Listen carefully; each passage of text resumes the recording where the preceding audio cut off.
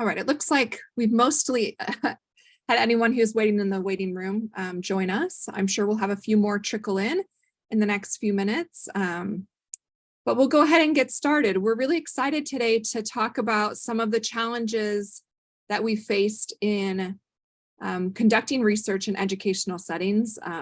At first, I thought maybe I just have, poor luck and I'm the only one facing challenges, but the more I talked to other fellow researchers, the more I learned that these challenges are not unique to my own research, but certainly are exacerbated when you're working with low incidence populations.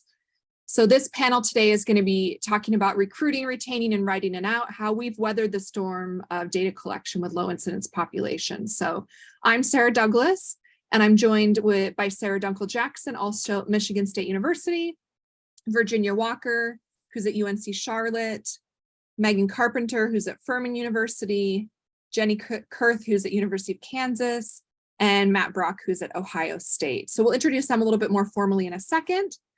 But first, I want to just kind of talk about the things that we're going to focus on today. So we know that recruitment and retention and data collection has been increasingly difficult, especially after COVID. But it's especially true for low incidence populations. There just aren't as many of these individuals to recruit. And so finding them and then keeping them within studies can be quite the challenge.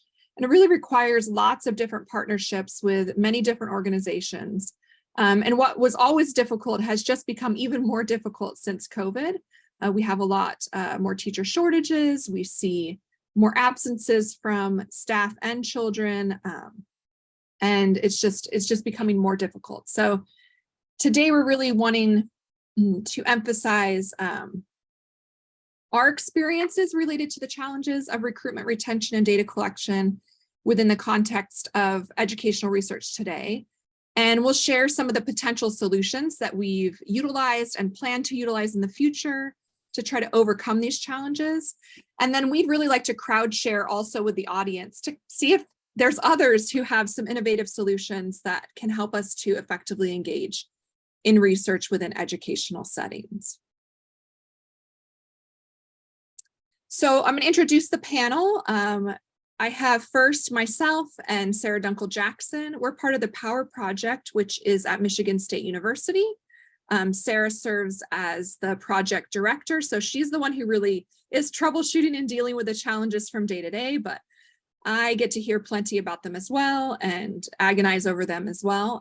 Our project is focused on providing training and support to paraeducators and teacher teams to work with young children who require augmentative and alternative communication.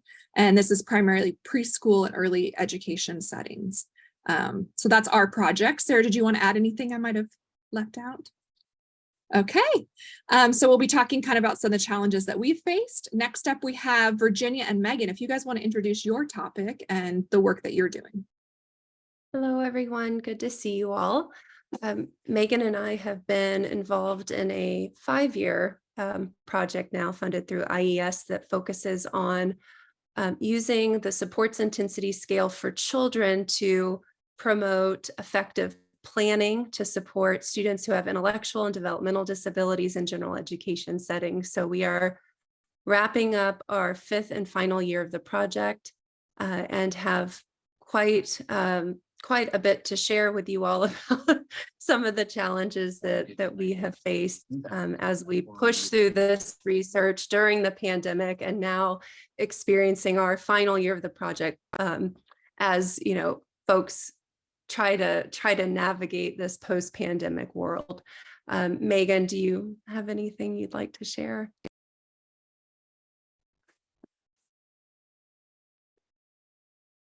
All right, how about we move on next? Sorry, to Jenny Kurth for Project Instruct.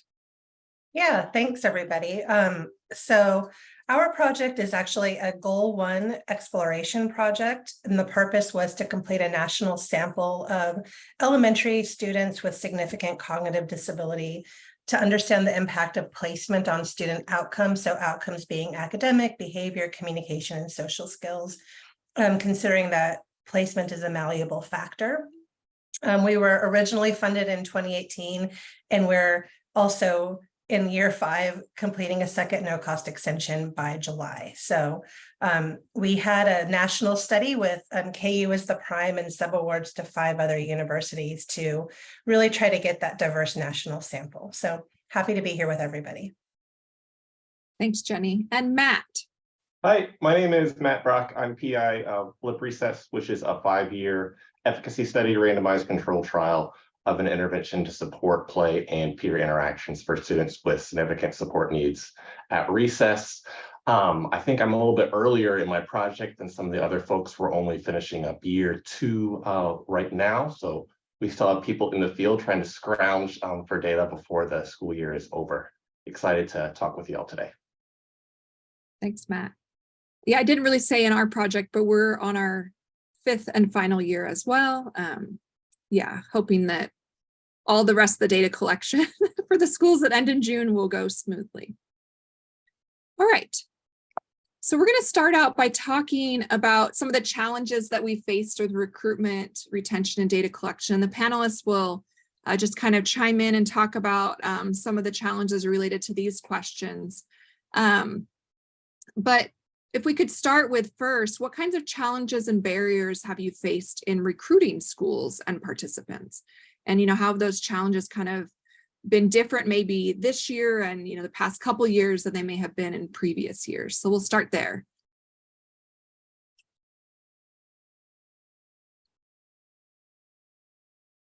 I mean, I can start us off. And this I think was a challenge specific to this year only.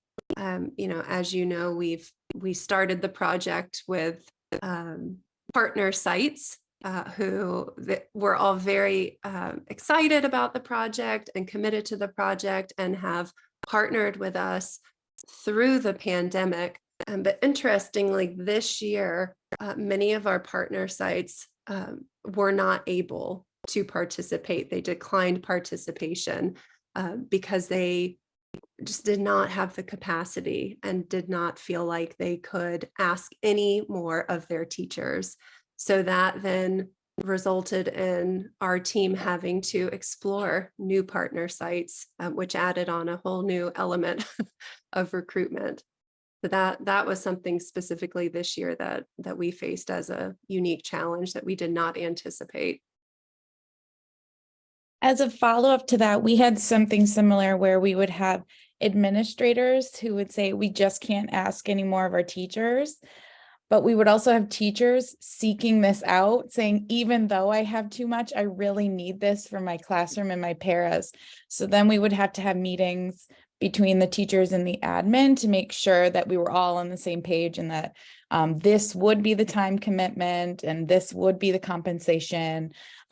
So even just those additional meetings, we had to make sure we would have.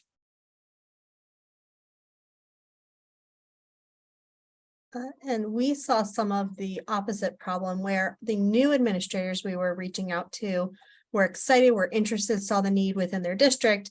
And even though teachers were interested and excited, once they saw the time commitment, could not and would not sign on.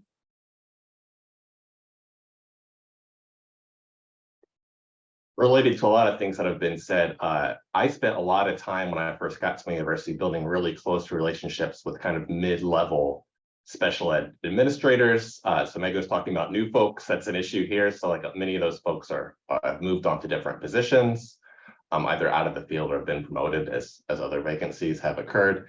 And also, 5 years ago, they used to kind of go to bat for our team as far as like really encourage teachers to participate in things. And several of them have told me like, I can't do that anymore because there's only a limited number of things I can really prioritize to get my teachers to volunteer to do. And things that are from outside researchers, I've moved more to an optional bucket instead of something that I'm actually, encouraging folks to do. Yeah, I think all of this is true that each of you are talking about, and we'll talk a little bit about some of the strategies that we've come up with in our group and others have come up with to try to combat this challenge. But I think what Matt brings up, in addition to just teachers being overwhelmed and reluctant to participate, and administrators as well, there's just a lot of turnover. And some of that turnover is happening, you know, kind of at that recruitment stage. So it's like, well, we don't even have a teacher for this classroom yet. That's where the kids are, but we don't have a solid teacher for that classroom, or we're still hiring paraeducators. And in our case, we needed a teacher and a paraeducator, or we're still working on shifting people to different classrooms. And I don't know that we've experienced that level of staffing issues before in my time as a researcher. And so that's put some extra barriers in place for us trying to find and recruit. And, you know, ideally in most research projects, and what I would have decided to do in the past is not recruit someone who's brand new to a class the first year. But to be honest, that's just not really feasible anymore. If we excluded all of those participants, we would not be able to do the work that we need to do. So, you know, kind of building off of that, what kinds of challenges and barriers have you faced sort of in the day-to-day data collection? So you got your participants, and that was a struggle. Maybe things started a little slower than you were hoping, pushed the project back a little bit. But now that you've actually got your participants, you're starting with the project, what kinds of things are each of you experiencing kind of in that day-to-day data collection? I think for the CIS-C project, we continued our work through the pandemic. We chose not to pause for an entire year, which presented some unique challenges. And one of those challenges was thinking about, well, how do we collect our data now if we're no longer able to go into a school site and observe, you know, the students who are involved in our project and observe the educator teams. And so we had to pivot in a significant way and rely on teacher self-report and student self-report. And because of that, the ownership is now on the student and the teachers to be responsible for the data collection and data submission. And so what we're seeing is a lot of holes in our data, because that's a big ask, even though we've set up these systems to make it as easy as possible and to provide reminders.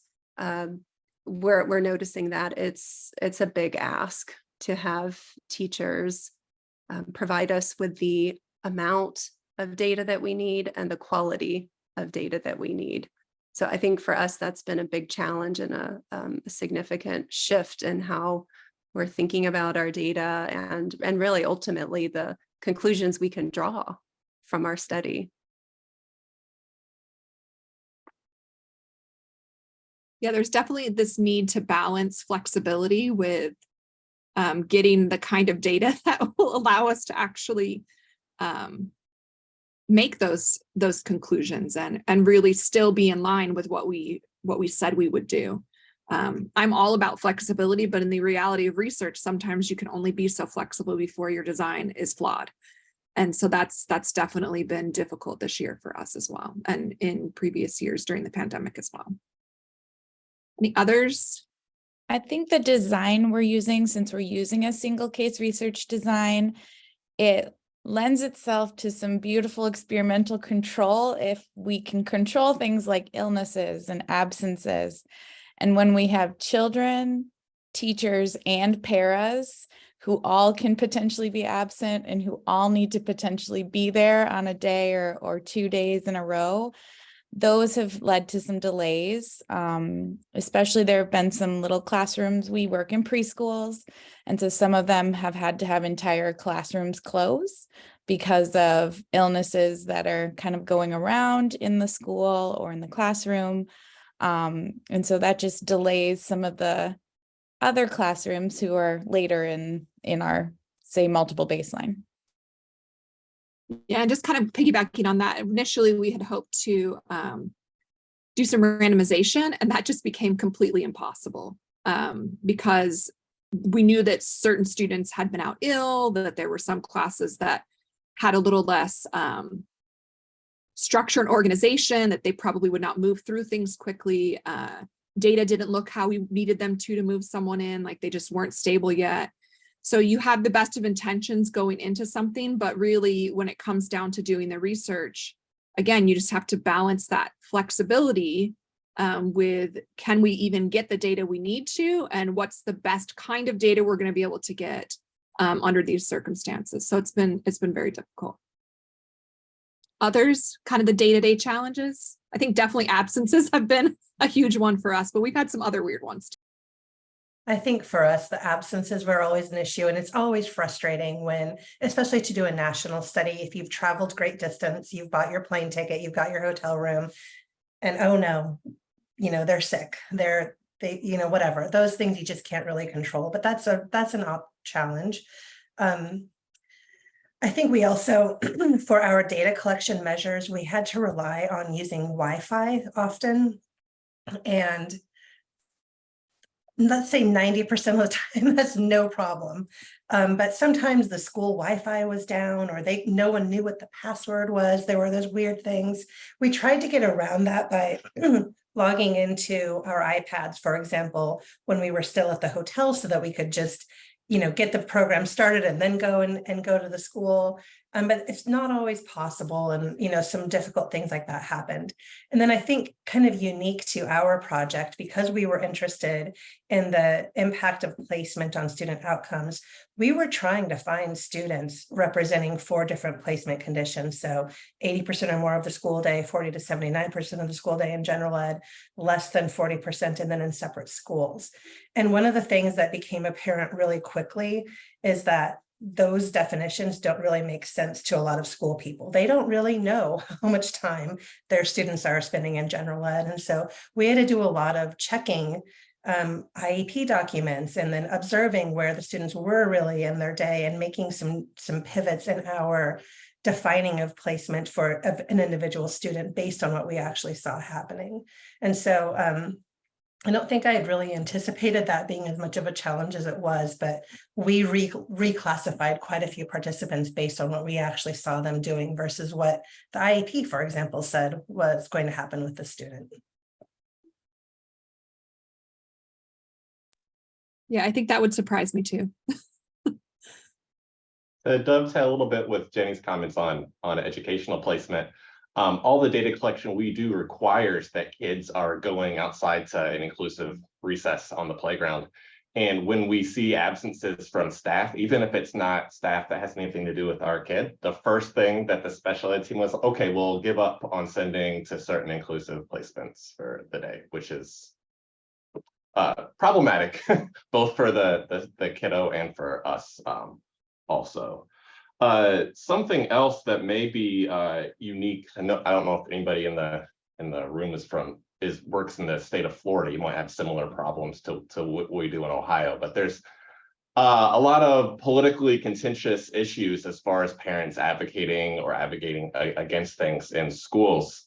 And even though the work that I do really doesn't touch directly on any of those things, just our team walking around in a school with the OSU badge on and someone seeing us that's not affiliated with our project has questions and assumptions about what we're doing that's way off base. So sometimes when we're going in to collect data, we're late to actually get to the classroom because someone's stopping us in the hallway to badger us about why we're there, even though it has nothing, to do with them. So just kind of extra headaches that we have to work through.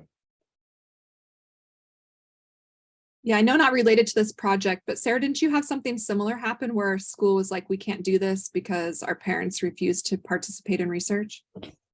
Yeah, so we were hoping to get a variety of communities, and there's one in particular who prefers one university over another, and Michigan State and U of M have a very good relationship in some ways, but they are also competitors in others. So that was one. But then also there was a community that really did not want to participate in research because they didn't want the government to know about or collect information on their families and what they were doing in schools. So we tried several different ways to communicate with those families. The director was on board.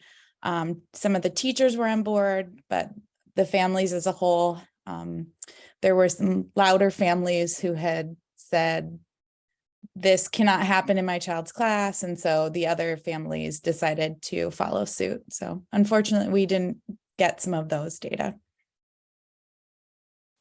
Yeah, I don't know that I've had that experience as much. That's probably a bigger challenge when you're collecting data from an entire classroom versus a lot of what we're doing, which is single case design, and you just need a participant or two in a classroom, but definitely difficult. Any other day-to-day challenges, or are we wanting to talk about the most unique barriers we've been facing? Because we have a few that are just doozies. I think the cutest, unique one that we had was somebody said they couldn't attend today because of a snow day, which doesn't sound very, of course that's going to happen. But this school was in the South. And I said, really? A snow day? They're like, yeah. So we bring in a truck of snow so that the children can play in the snow. And I'm like, that is amazing. We have snow days that are real snow days, and we have a lot of them up here. But I thought that was the most adorable one. And the kids were very excited for that day. Yeah. Yeah, we were like, wait, what? We didn't think the school was in Michigan, because we definitely face snow days in Michigan quite frequently. It was an unusual one for us. The other one that still kills me, and I'm not really sure exactly how this could have happened, but this year we had materials sent to each of our classrooms, and that includes an iPad and a bunch of other materials to prepare them for in participating in the intervention. And a teacher had been out on Friday when the box had arrived like the day before. She'd opened it, everything was good. She was out on the Friday, came back on the Monday, and the iPad had been thrown away by the janitor. So we scrambled to send a new one. We couldn't get data collection started until then. And then that, of course, causes delays for everyone else to start data collection. It was just the most bizarre thing ever. I mean, it was like a FedEx box that like very clearly looked like something important, but was just thrown in the trash and never to be found again. We tried lots of different things to see if we could find it, but that one was pretty disheartening. So I think that's probably the strangest one that I've ever had in my research work. So I'm curious about others and the things that you faced, the woes that you felt in this. I think for me, and perhaps it's not the most unique, but it was unique in that I had never experienced this before. During recruitment, as I mentioned, we had to extend our recruitment efforts across the entire country. And so we had secured interest from a very large school district. It was sounded very promising. They were interested in promoting more inclusive experiences for students with IDD. We held several informational sessions for teachers. Teachers were very excited about the project. But what was surprising to me is that the deal breaker was the stipend we were offering. These were teachers who were interested. They valued the work. They knew it was important, but they just could not commit the time unless they were compensated differently. And so that was something that I have never experienced. In fact, usually I have teachers tell me, oh, I don't actually need that in order to participate, but it's a nice perk. So that was something that was a bit surprising, and I had to take a step back and really think through that. And I think it's a reflection of the times, right? That people are overworked, they're tired, they're being asked to do a variety of things that go above and beyond what their role calls for. And so I think that is something that we're going to have to navigate as researchers in the future. How do we make this enticing and a valuable experience beyond payment, because we certainly can't pay much more, I'm assuming, than what we're paying currently. That then begins to raise some ethical concerns, right, in terms of coercion. So that for me personally was a unique experience that I had this year. I mean, I don't know, we're going to get to solutions, but did you end up changing the incentive that you provided based on that feedback? No, that would be a whole nother set of challenges, having to revise the budget through a different institution because we were not the primary institution. So that, and we were in a rush to recruit, and we already had participants, you know, in the data collection phase committed to receiving that amount. So that inconsistency seemed like it wouldn't, you know, be equitable. Yeah, I know we were concerned at one point in our project, but it was like kind of a different phase. So it was before we had submitted the new IRBs, and we did opt to raise our incentives, and we're able to kind of make adjustments in the budget to do that. But again, with a single case design, there's a lot more flexibility to do that because you don't have as many participants. And I wouldn't say, you know, it wasn't a ton of money that we were kind of adding to the budget in that case, but I think that's something that we definitely had considered as far as recruitment, like what we'll be able to recruit teachers at the rate that we were previously thinking. Maybe not. We need to think about that for future recruitment. So that's definitely one piece. Any other unique challenges or barriers that you've faced? Maybe Jenny or Matt or Megan?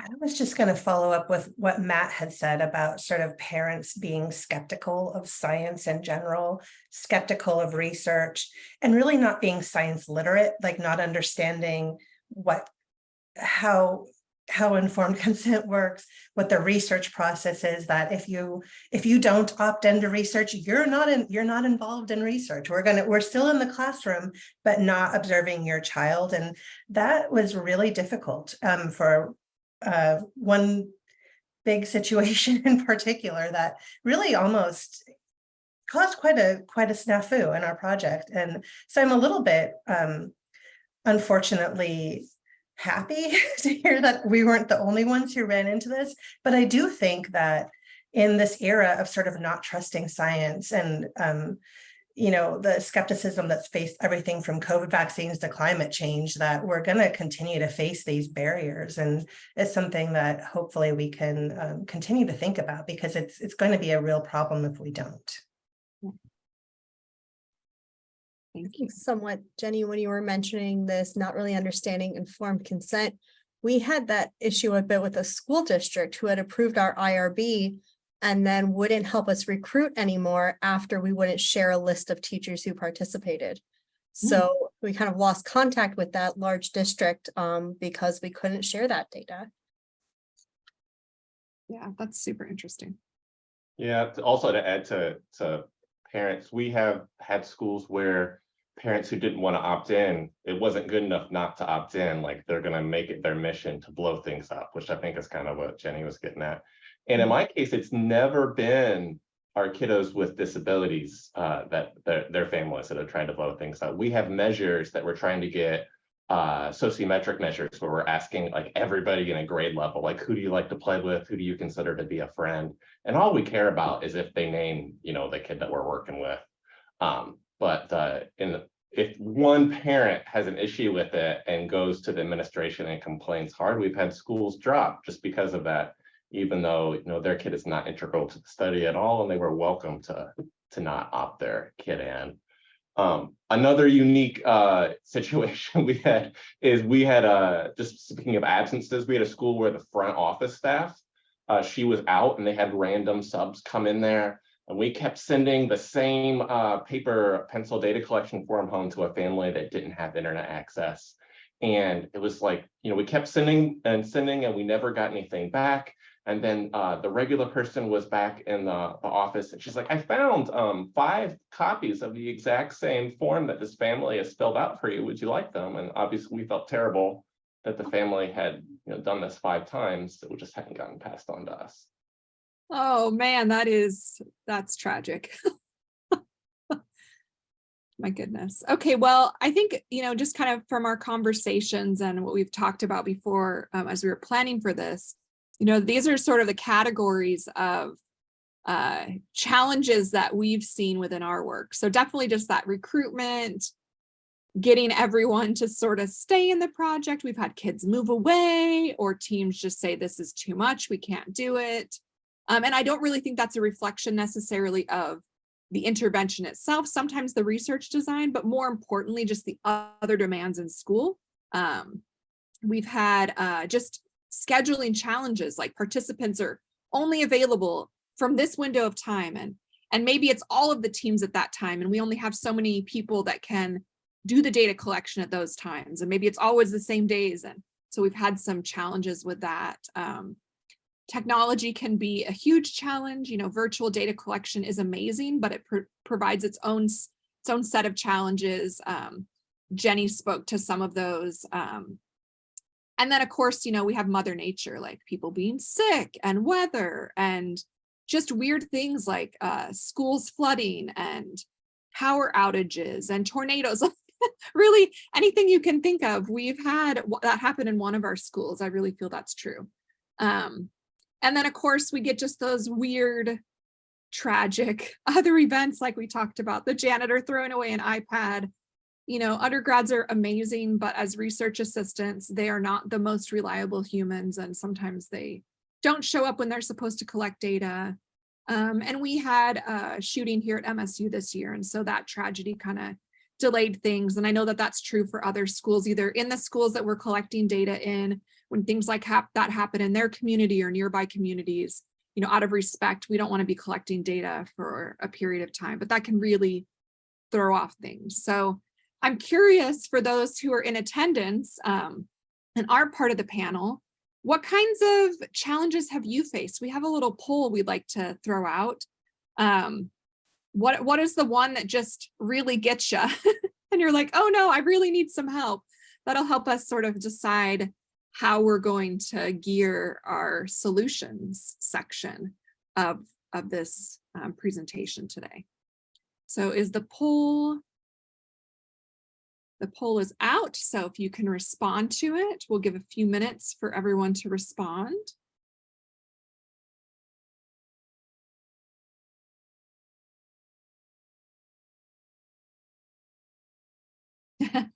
Well, so far it looks like recruitment's a big one.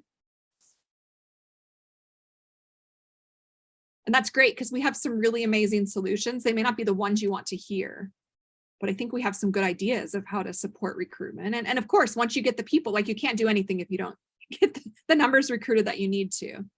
But we'll talk about how to also retain them and some unique scheduling challenges. Yeah, if you got some other things, I'm looking in the chat to see what people are saying there. Oh, if you go to the poll, if you're looking for the poll. Oh, okay, never mind, Abby. I see that you found it. Those of you who've said though, I'd love to know. Managing honoraria to subjects. Yeah, that can be very difficult. We've kind of moved to a digital system, primarily Amazon gift cards, but again, that can be not ideal for some of our participants. You know, maybe they don't have Amazon accounts, or that's just not how they shop. Digital has been a little bit good for us. Oh yeah, not having the measures you need for the population, that's definitely difficult. And I think that's often why we're in this population using single case design, because they can serve as error controls and we can look at, you know, behavioral things that are of interest. Okay, so we're going to kind of shift now. Thank you to those of you who participated in the poll. That was really helpful.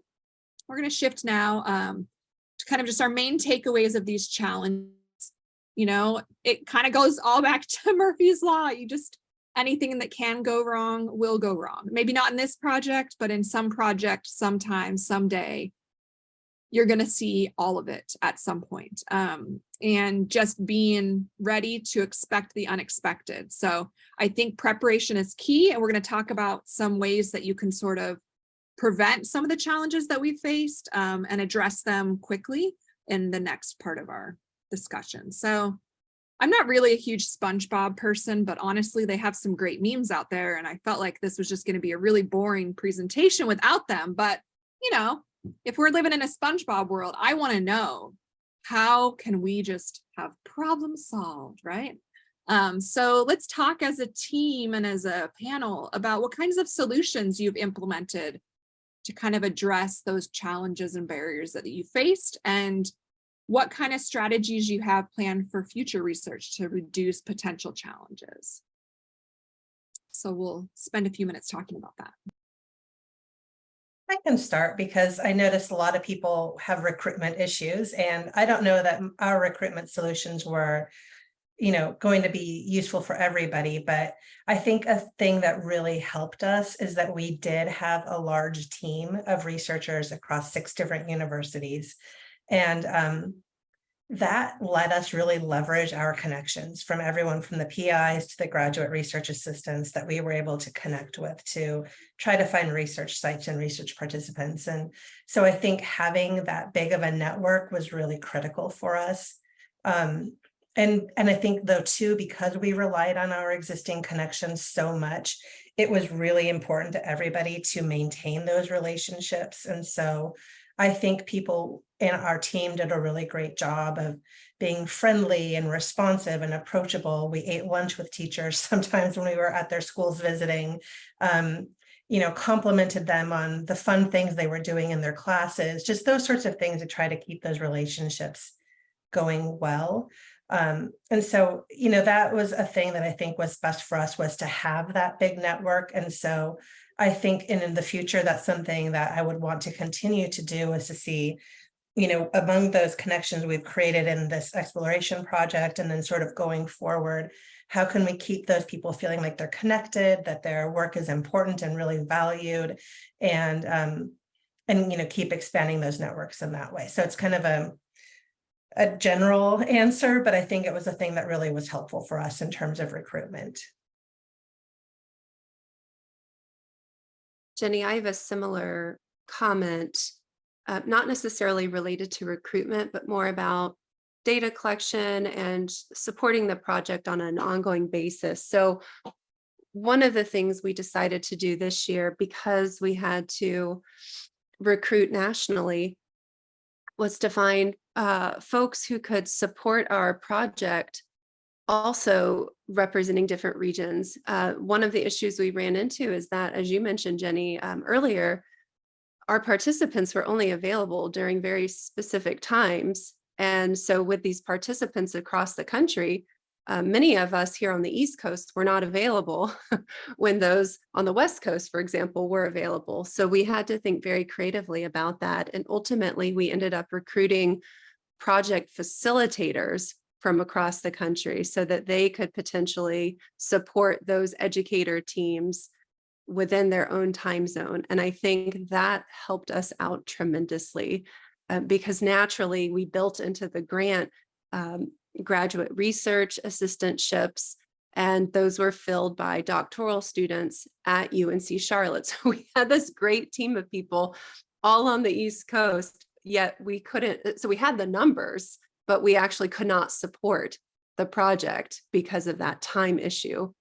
So that has been, I would say, and Megan, feel free to chime in, but I would say that has been very successful for us in solving that particular challenge. So it's kind of thinking about not only your network of schools and professionals, but also your network of people who can help you with the logistics of the project.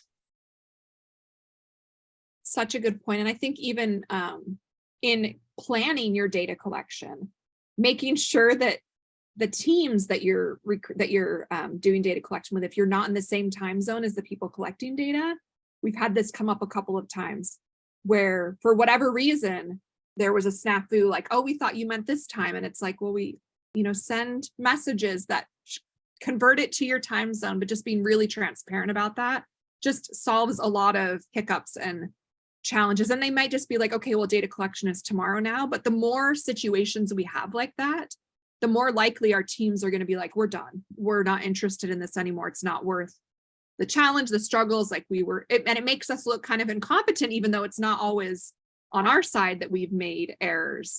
Sometimes it's just a miscommunication in some way. So other solutions that you all have for some of these barriers?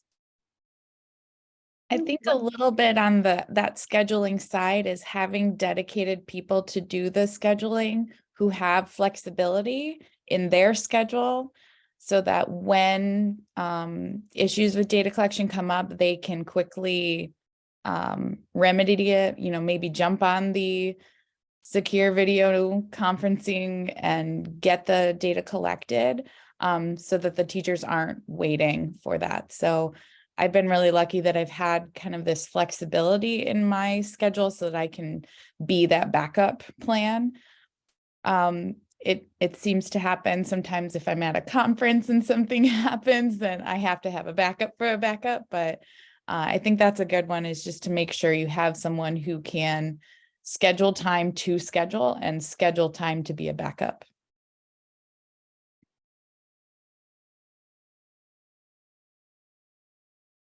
I think another thing we did is we really looked at what we were asking teachers to do and how much time. We had thought when we started this project, 2 hours a week per teacher time was going to be feasible. And we are down to 30 minutes a week this year. And it has been much more feasible for the teachers. We're able to work our time more flexibly with our facilitators across the country. And I think that has helped, because I don't think we'd have any participants right now if we still told them 2 hours a week. Super good point. What about, a lot of people are saying their biggest challenge is with recruitment. What are some of the strategies that all of you have employed or plan to employ in the future to help with those main recruitment efforts? I think we talked about a few of them that might work, the incentives and making sure those are adequate. But what other strategies have you had? I know what our team's done, so we'll chime in at some point, but. I was going to say that we've had issues with the recruitment just because there's so many administrators that need to respond to say, okay, you're good to go, whether it's superintendent or building principal. And sometimes we're held up, not because somebody's going to say no, just because they're inundated with voicemails and emails. So something that we've adopted doing is just showing up. And when we show up, we say, like, I know you're busy and you can't meet with me now. I just want to schedule a time, like, for the future. And usually they feel guilty of meeting with us, right then on the spot. And usually they're happy to give their sign off. It was just they're inundated and pulled in so many different directions that an in-person visit was going to be more effective than phone call or email.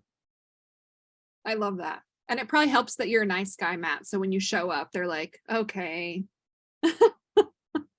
I know for us, Sarah, I don't remember exactly how many schools we have on our list to reach out to, but in a project where we're looking to recruit like 7 classrooms, we've reached out to like 100 districts. And that's, there's more classrooms within those, right? So, assuming every district has maybe 5 of these classrooms, that's 500 classrooms for us to get 7. So I think one of the things that's just critical, and again, this is not good news for anyone really, is being prepared to throw and cast your net just hugely to get the people that you need to get, and continuing those relationships. I think one of the things that Sarah and I have been able to do successfully is, each time there's a project like this, we reach out to these people again. So we've developed these relationships.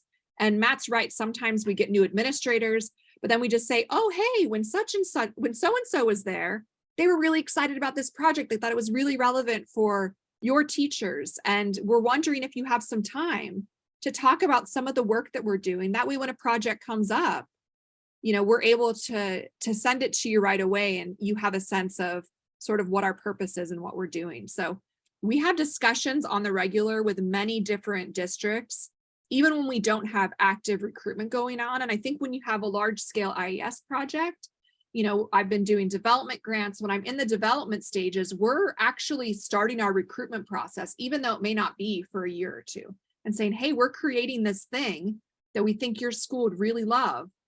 Would this be something we could reach out to you about next year? And once we already have kind of that initial interest, it makes it a lot easier than kind of the cold calling recruitment that I think sometimes occurs. So I guess I would just encourage, like Matt talked about a little bit, is, building those relationships again with kind of those mid-level administrative personnel who are going to be the ones who have a pulse of, is this the right population?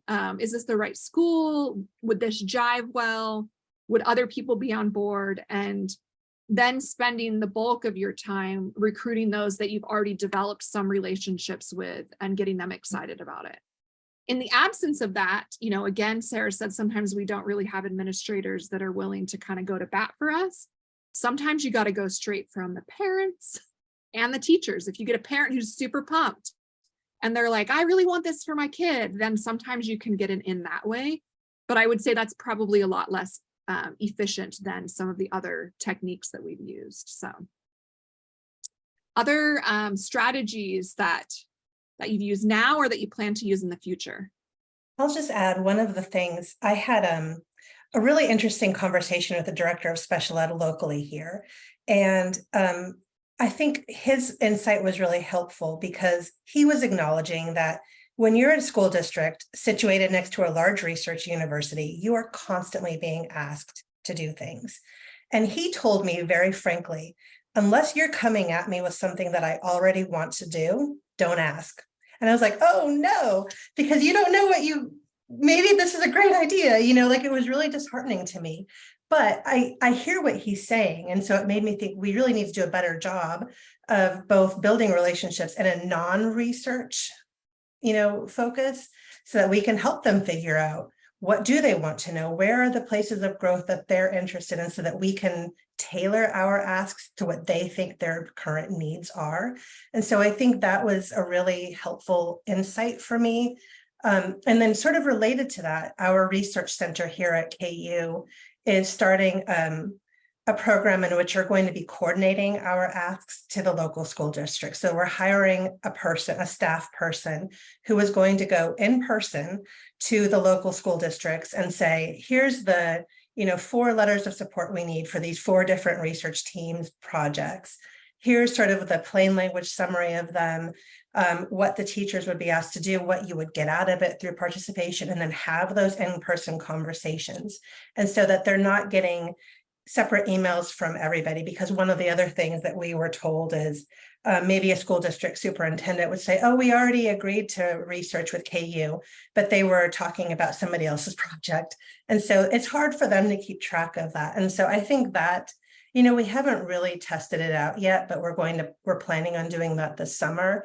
And I'm optimistic about it. And I think between those two kind of approaches of really learning what schools need and tailoring our asks around what they identify as their needs, and then having a coordinated plan for requesting letters, I think I'm optimistic about what we can do going forward. I love that. We've also started with the other project that I'm on is to offer PD to the schools. And that also is an opportunity for us to then recruit at the school meeting, whatever they're doing that day for the teachers. I love that you're looking at coordinating that piece. And I always remind my RAs that we are called MSU and they don't know that there's lots of different places. So you always need to be a representative of MSU because they may not know the RAD lab or the LE lab. They just know you're MSU. I think that brings up a couple other really important points. One of the things that we did when the pandemic hit, we were already capable of doing a lot of our work for the intervention. It was already an online intervention, but we were previously doing our data collection in person. So that limited us to the schools that are close to the university, right? But then the pandemic hits and it's like, well, we can't even get into schools. They won't let us in, even if they're in person. And so we were able to shift to data collection remotely, which was great. And it worked fine for our project. We probably could have done that from the get-go, but as we all know, Zoom has improved over time. So it's a lot better to do that now than it was a few years ago. But during that time period, we had a lot more success recruiting rural schools, in part because many of them were in school, right? So we can't recruit from a school that's all remote because they're not actually seeing kids. They can't do the intervention with the kid directly, and doing a Zoom intervention with a child with a complex communication needs is not ideal whatsoever, and really not how we had things set up. But I guess I would just encourage everyone to think outside the box. When you're typically recruiting from rural schools, they get much fewer opportunities to participate in research, and there are a lot less hoops to jump through. In our experience, often we have a sign off from the special ed director and that's it. Versus if you're going to try to recruit at like New York City schools, like you're going to be going through probably a year-long process to try to get through the door just to recruit people. And then it's going to take, time to recruit from there. So just, I guess, diversifying the kinds of districts that you're recruiting from is also helpful. But I think that just creates potentially other challenges in making sure that we have diversity in our samples and all of that sort of thing as well. So while it's been fantastic for us, it was more of a short-term solution to help us get the recruitment that we needed, and will be a piece of what we do in the future, but not a full solution. So I know we're getting closer to the end of our time. I want to spend a couple minutes allowing people to ask questions and answer questions at the end. So here's just a few of the things that we came up with to help with solutions to the different challenges that we faced. I know this is a lot, so feel free to take a screenshot. But I think, we've talked about being flexible, but again, you have to be flexible only to the point that you're able with your designs. I think some of these can be prevented, but there's a lot that we can't do. Like, you're not going to control Mother Nature. You're not going to make sure everyone's not sick, that there's never a snow day, that there's no school closures. There's no tragedies within schools. Like, we don't want any of those things to happen, but it's a reality of the work that we're doing. So these are just some of the things that we've come up with, but we'd like to open it up for questions. I'm going to leave it on the screen for a little bit, just in case people want us to look at it. Questions, concerns, like which of these areas are you feeling like, oh, there's some solutions in here that are really great? If you want to use the chat to talk about that, or the chat to ask questions, you're also able to use the raise the hand feature, all of those to kind of talk with us about your ideas.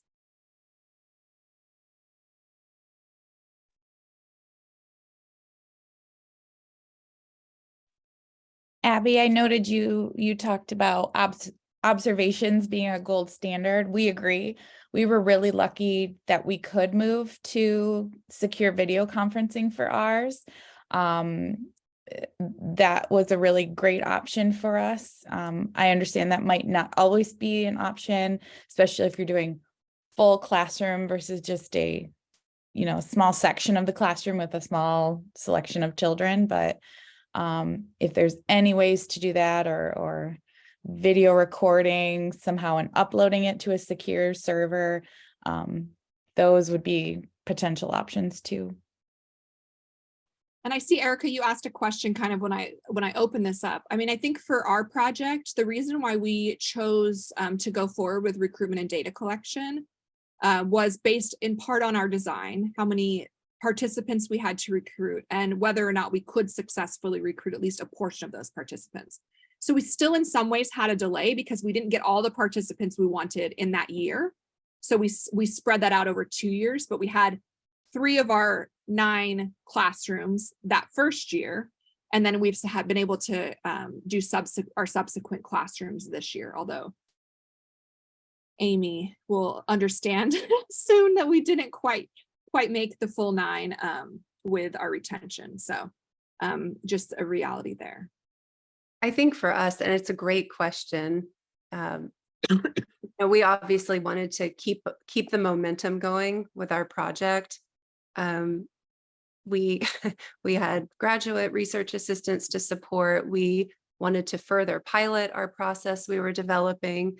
So we saw value in continuing our work, even if we didn't hit our numbers. But also for us, another contributing factor is that it became an ethical concern. We were hearing a lot about using the pandemic and the switch to remote learning as a reason to exclude students with IDD from general education settings. And so because our project focuses on supports planning to promote inclusion, we felt like it would be a fantastic opportunity to, again, pivot and determine whether our process could be applicable to online virtual instruction. And it turns out, not surprisingly, it can be applied within that context. So for us, it was important to continue supporting teachers as they also transition to this unusual and new way of delivering instruction. Megan asked a really good question about recruiting from rural districts. And I touched on this a little bit, but You know, so I certainly would not do all of my recruitment from rural school districts, in part because we know that there's a less diversity within those school districts. But I think in order for us to be able to generalize our results, we have to be able to generalize them in a lot of different communities. And that doesn't just mean urban school district that represent a lot of diversity. I think we need to have a mix in all of the work that we're doing. For our project in particular,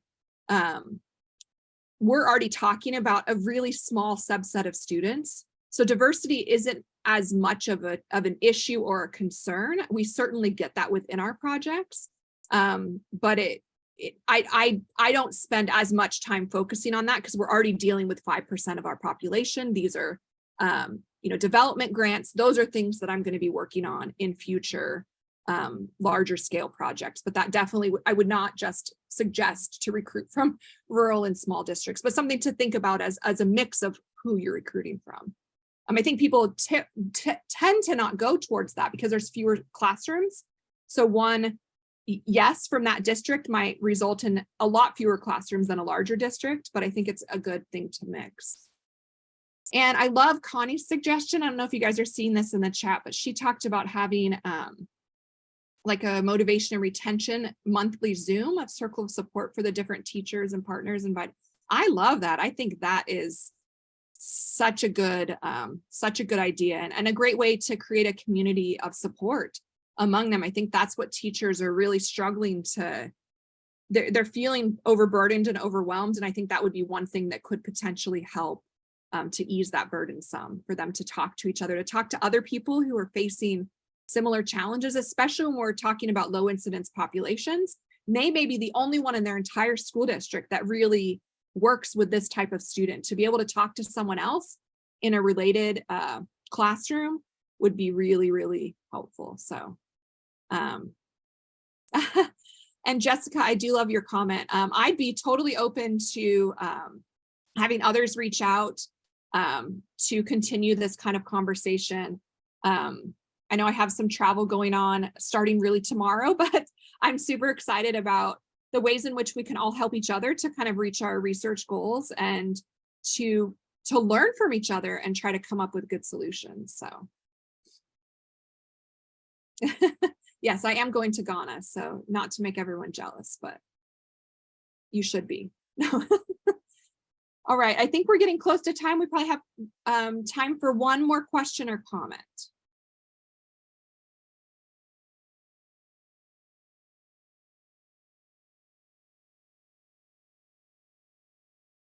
And if you can hear a buzzing in the background, it's just the fan on my computer saying it's time to take a break. It frequently reminds me of that. All right, well, I know that we didn't come up with a perfect solution, you know, as SpongeBob would like us to be able to say, you know, just problem solved. But I do think, you know, that with some good planning, that you can overcome a lot of these challenges that we've talked about. And are things going to go perfect and smooth? Maybe not, but hopefully you won't be taken off guard when things don't go how you initially intended them to. And, you know, as all of us have learned and probably are sick of hearing, you know, being ready to pivot and kind of shift gears, all of those beautiful analogies to just being flexible in the work that we're doing and trying to continue to create that evidence base for the populations that we're supporting, I think is critical. So thank you again to all my panelists, some of the greatest researchers out there. Just really excited to be here with all of you today, and to those of you who are willing to listen and crowd share with us.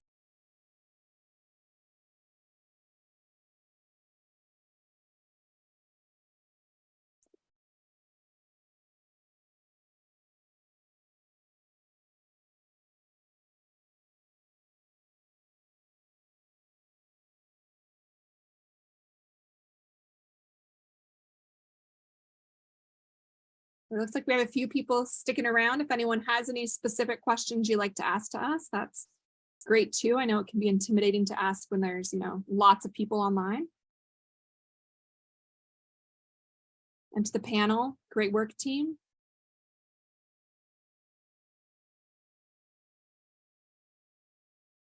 Thank you, Sarah, for getting us organized. This is great. Of course.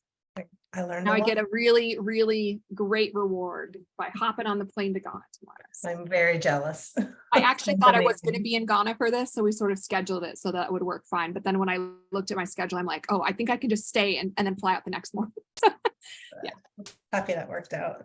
I was actually wondering, I had thought you were already. Yeah, on when I your looked at it, I international was trip. like, I looked at the way it would be. I'm like, okay, I can either get there and sort of be fried and do this, or I can just fly out the next day and like it'll still work out okay. So, Yeah. Well, I this worked out well for us. oh, good. And let me know when you get back if you want to talk to me about the suggestion of following through on continuing the discussion, if there's any way that Yeah, we that might might be able to facilitate that. Absolutely. Thank you. All right. Thanks, everyone. It's been a great, Thanks, folks. great one. Great, thank you. Thank you.